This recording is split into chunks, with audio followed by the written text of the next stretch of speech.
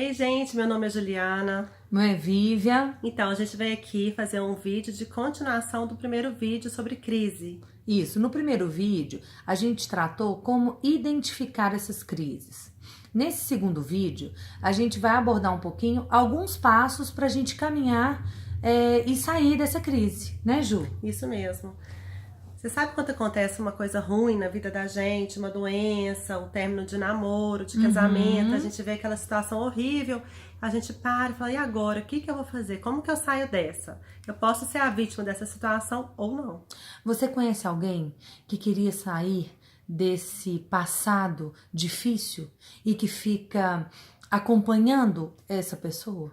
Aquelas pessoas que têm medo de viver, de se relacionar, de mudar de emprego, de sair até de uma convivência de sofrimento mesmo, né? Ou se relaciona mal com os filhos, né? Não consegue se comunicar direito com os filhos, com o próprio marido, com os pais. Isso, né? Exatamente. Isso aí já é quando a gente percebe que a gente está em crise e que a gente precisa sair dela e que esse processo é um processo que depende de nós. Você quer falar alguma coisa? Não, às vezes a gente fica vivendo aquele trauma que a gente já passou, né? E fica trazendo isso para as relações futuras, para atual, para as futuras. Exatamente. Então, quando a gente percebe que a gente precisa sair disso, é a tomada de consciência. Isso já é o primeiro passo para a gente poder sair desse processo de dor, né? Porque, na verdade, a gente sempre encontra um culpado para nossa história, né? Quem é o culpado, gente? É o marido? É a esposa? É o chefe? É a sócia? É uma traição, né? Sempre tem uma culpa para dizer, por que eu não tive sucesso? Por que o meu marido não deixou? Ah, porque minha irmã não deixou? Ah, porque minha mãe não deixou? Minha sócia? Sempre tem alguém que leva a culpa, menos a gente. Exatamente. E todos esses são motivos superficiais. Apesar deles serem intensos, né? Porque eles são intensos. Quando a gente identifica que a nossa dor, na verdade, a causa é o outro, né? Na verdade, são superficiais, porque o que a gente sente maior, essa dor maior, está, na verdade, dentro de nós. Né? É através do quê? Do nosso passado. Da bagagem que a gente carrega dentro da história toda da nossa vida. Não é isso? Isso mesmo. A gente fica remoendo aquele passado, tudo aquilo que veio, né? Que nos traumatizou, que nos feriu.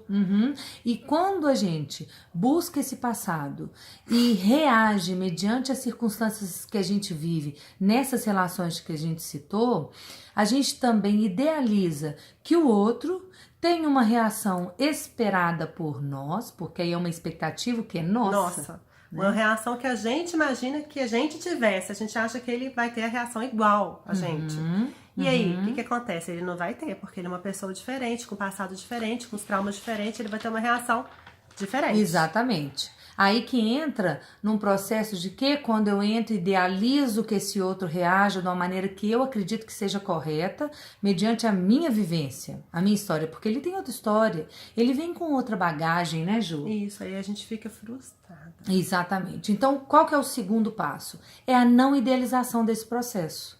Quando eu não idealizo essa mudança, essa alteração de comportamento dessa outra pessoa que faz parte desse processo de dor, ameniza-se esse processo de frustração. Você tem que aceitar o outro como ele é, com a bagagem dele, com o passado dele, com a família dele, não esperando que ele tenha os mesmos valores que você. É verdade, é verdade.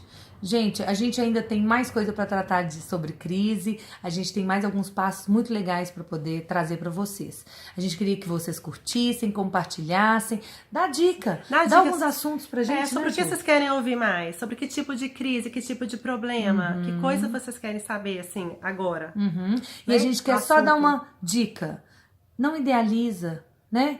Vamos buscar o que isso pode trazer de aprendizado. Ou seja, uma das perguntas que a gente vai falar, eu quero ser feliz apesar de... eu não ter dinheiro, eu quero ser feliz mesmo se eu não tenho dinheiro que eu idealizei pra minha vida, mesmo de eu não ter ainda filhos, eu vou ser feliz, mesmo de eu não ter o emprego que eu sempre sonhei, mas eu posso ser feliz, até eu ter esse emprego eu vou ser infeliz? Até eu ter meu filho, até eu casar eu vou ser infeliz? Pra que você vai ficar esperando? vamos sendo felizes desde já. Isso, sem Não é? culpa, sem mágoa, Isso. né? De uma forma que a gente consiga encarar o hoje com uma verdade, sem essas idealizações e sem essa frustração. Isso mesmo. A gente fala mais pra frente. Só uma pergunta pra você. Como está a sua relação com a sua vida hoje? Ótima. Beijo, gente. Beijo, Curte aí. Inscreva no nosso canal, né? Que vai ter muitas novidades já, em breve, tá, A segunda gente? vista. Beijo, Bye, tchau. bye. Tchau.